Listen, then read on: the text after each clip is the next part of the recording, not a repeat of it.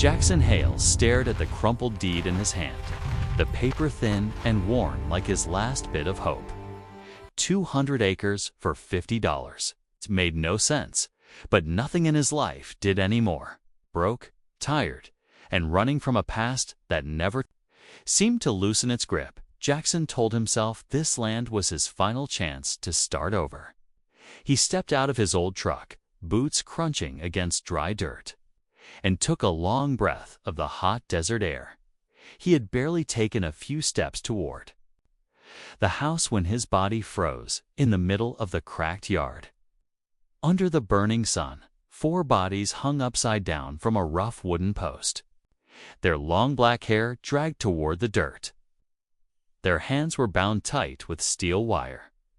Their skin was streaked with red dust and marked with deep wounds, some fresh, some old.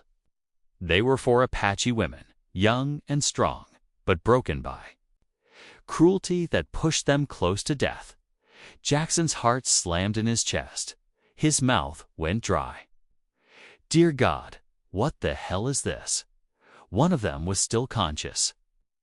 The woman with the longest hair opened her eyes slowly. Blood ran from her forehead and dripped toward her lips.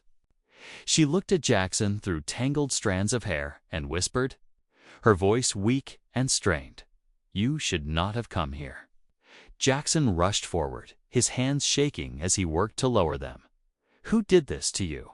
he asked, anger burning in his chest. The woman squinted, her breath shallow. "They are coming back. You need to leave now." Jackson clenched his jaw. He laid her gently on the hard ground, fury replacing fear. He had seen hardship in his life, but never something this cruel. The other 3 women were still unconscious, their bodies limp and lifeless. The woman who was awake tried to sit up, but pain forced her back down. Jackson caught her right away. "Do not push yourself," he said. "Let me help you."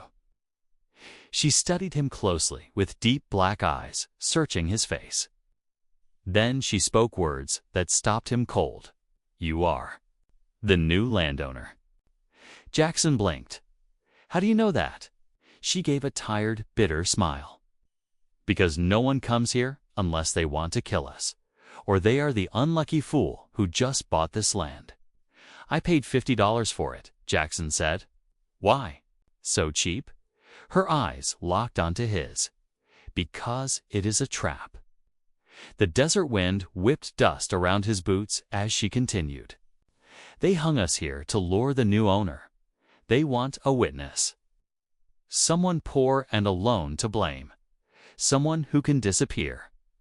"They did this just to kill you?" Jackson asked. "To erase the evidence," she said quietly. "We escaped a large human trafficking network. The man hunting us is a corrupt federal agent named Morrison." The name sent a chill through Jackson's spine. She whispered names like a prayer filled with pain. Alina, Rose, Lily, Maria, he hunted them all. "We have been running for years. This time, they will not stop." Jackson placed a hand on her shoulder. "No one deserves this. I will get you inside." She shook her head sharply. "You do not understand.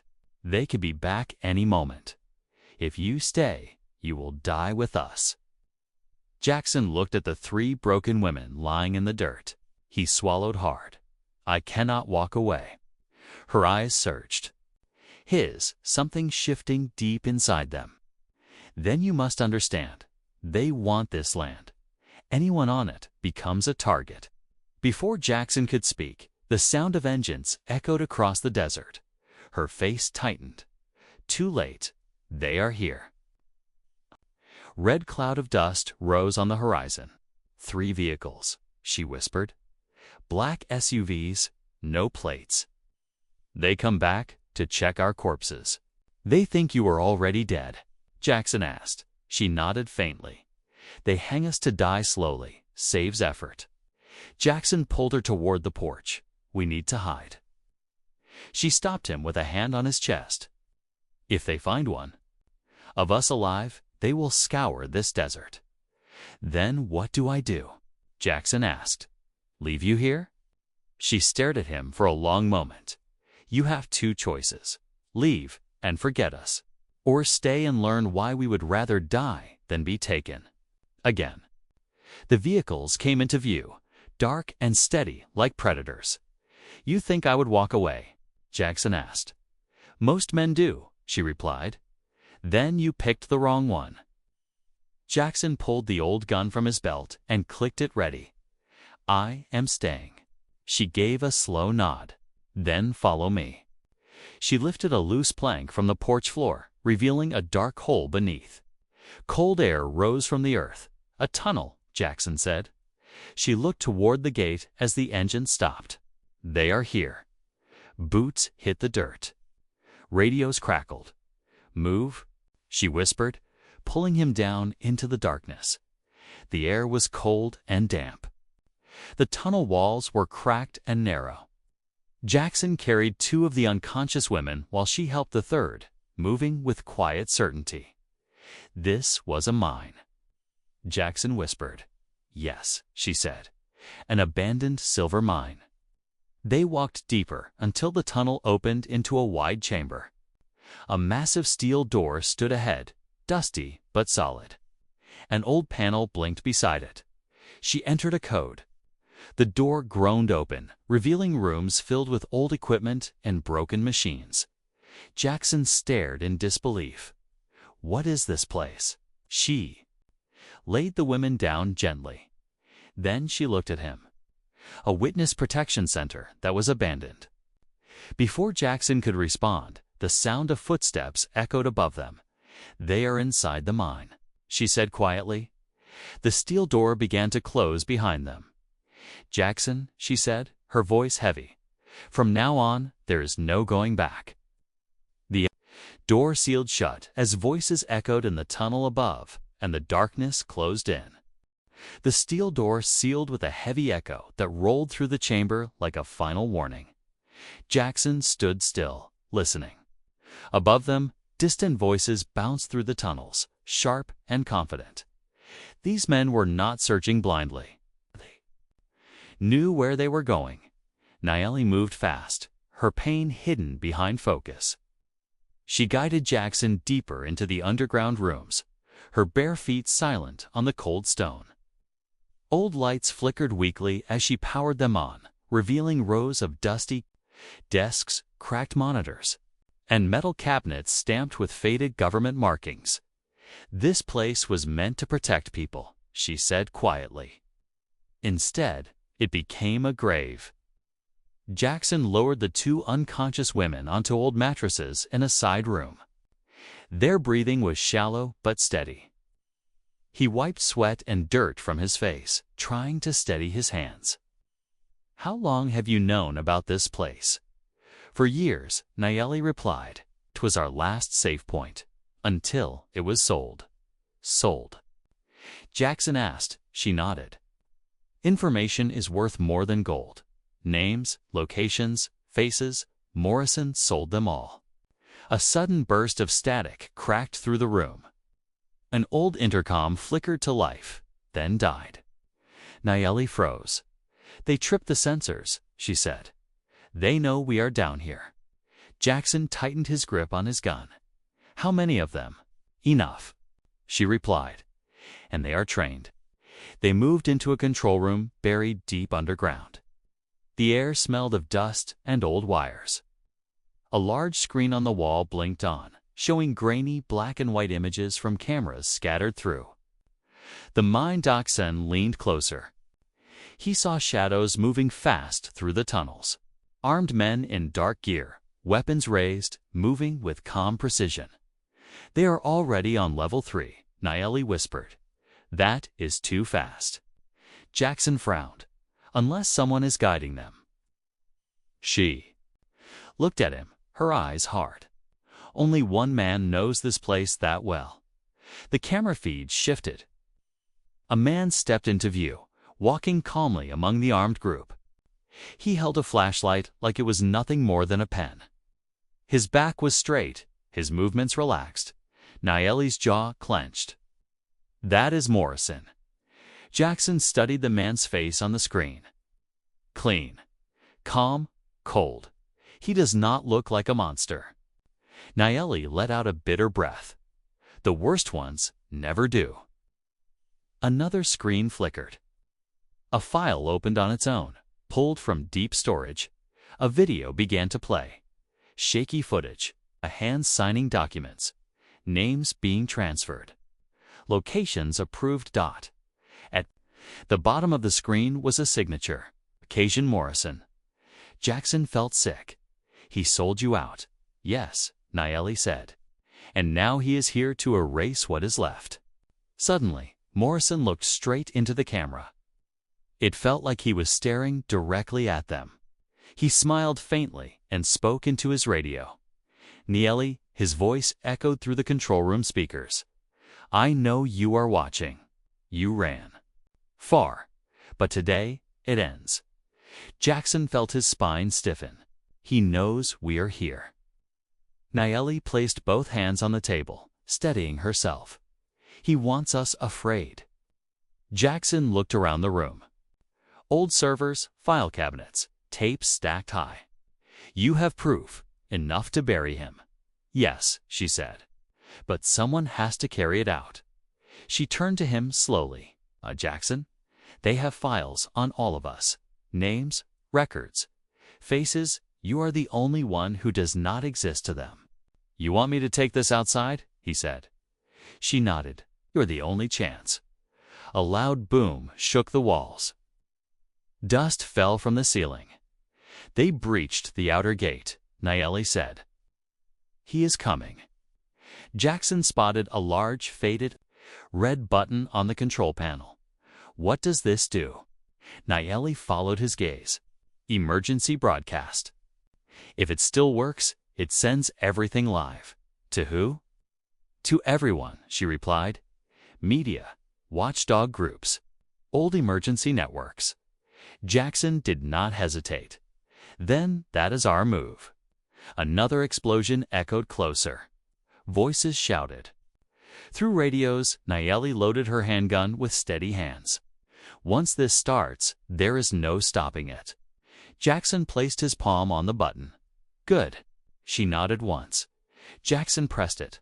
Alarms screamed to life. Lights flashed red. Screens lit up across the room. A robotic voice echoed through the chamber. Broadcast sequence initiated. On the monitors, live feeds spread like wildfire. Morrison's calm voice shattered into rage over the radio. Shut it down, now. Nayeli allowed herself a sharp smile. Now he is scared. Jackson stepped toward the microphone. His voice was steady. My name is Jackson Hale. I am inside an abandoned witness protection facility. I am releasing evidence of corrupt federal agents hunting for Apache women who survived human trafficking. Morrison's voice roared. Kill that signal. The steel door to the control room shook under a heavy then another. He is here, Nayeli said, raising her gun. Jackson did not move. No one should be allowed to bury the truth. The door burst open. Morrison stepped inside, his calm mask cracked by fury. Armed men flooded in behind him. You just signed your death sentence, Morrison said. Jackson met his gaze. No. I signed yours. Red lights flashed. Cameras streamed everything live. Morrison lunged forward, ripping the microphone from Jackson's hand. But the green light stayed on. It is too late, Nayeli said. The world is watching. For the first time, Morrison hesitated. Then a new sound filled the air. Helicopters, loud, close. Nayeli glanced at the screens. The press, another group entered from the opposite tunnel. Real federal agents, weapons raised. Orders shouted. Drop your weapons. One by one, Morrison's men obeyed. Only Morrison stood still. He shouted, desperate. I was following orders. Hands grabbed him. Cuffs snapped shut. You will explain that in court.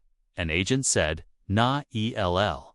I watched as Morrison was dragged away, Her shoulders shook, not with fear, but release. Jackson leaned against the wall. Breathing hard. You did good, an agent told him. Jackson looked at Nayeli. No, we did. The nightmare was ending, but the desert above was about to. Witness the truth rise into the light. Morning light crept across the desert like a quiet promise. The land that had once held only screams and silence now buzzed with movement. Ambulances lined the dirt road. Federal vehicles blocked every entrance. News helicopters hovered above, their blades cutting through the still air. Medical teams worked carefully, lifting the 4 Apache women onto stretchers. 3 were weak, but stable. Nayeli stood on her own feet, wrapped in a thin blanket, refusing to sit as long as the others. We're still being helped. Her face was pale, her body hurt, but her eyes were clear for the first time in years. Jackson stood nearby, thus still clinging to his clothes, watching it all unfold like a dream he was afraid to wake from. Morrison was dragged past them in cuffs, cameras flashing from every angle. His face was tight with anger and fear, the mask finally torn away. Reporters shouted questions, but he said nothing. He did not look powerful anymore. He looked small. A federal agent approached Jackson. You triggered the broadcast. Jackson nodded slowly. You saved lives, the agent said. A lot of them. Jackson glanced toward Nayeli and the other women. I just did what was right. A reporter tried to step closer. Microphone raised, but another agent gently blocked her path, giving the survivors space. The desert deserved silence after everything it had witnessed. Nayeli walked over to Jackson. Her steps were slow, but steady. She stopped in front of him, looking up into his face. We thought we would die here, she said softly. We thought the world had forgotten us. Jackson shook his head. The truth does not stay buried forever. She smiled. Not the guarded smile from before, but a real one. You gave us our ending back. Before Jackson could reply, a senior official approached, holding a folder. Jackson Hale, he said, this land will be declared a sanctuary for trafficking survivors. You are the legal owner. We want you to serve as its civilian guardian. Jackson stared at him. Me? I am nobody. Nayeli placed a hand on his arm. That is why you are perfect. Jackson looked out across the land, the broken fence, the quiet house, the open sky stretching wide and endless. He took a slow breath and nodded. All right. The helicopters slowly lifted away. The noise faded. What remained was peace. Nayeli stood beside him, her hair moving gently in the morning wind. For 4 years we ran, she said. Today we stop. Jackson nodded. Today this becomes home. The desert settled back into silence, but it was no longer empty. It held truth. It held courage. It held people who chose not to turn away. Some heroes never seek glory. They own no power. They carry no titles. They simply stop when others keep driving. And because of them, the world changes. Quietly, one brave choice at a time.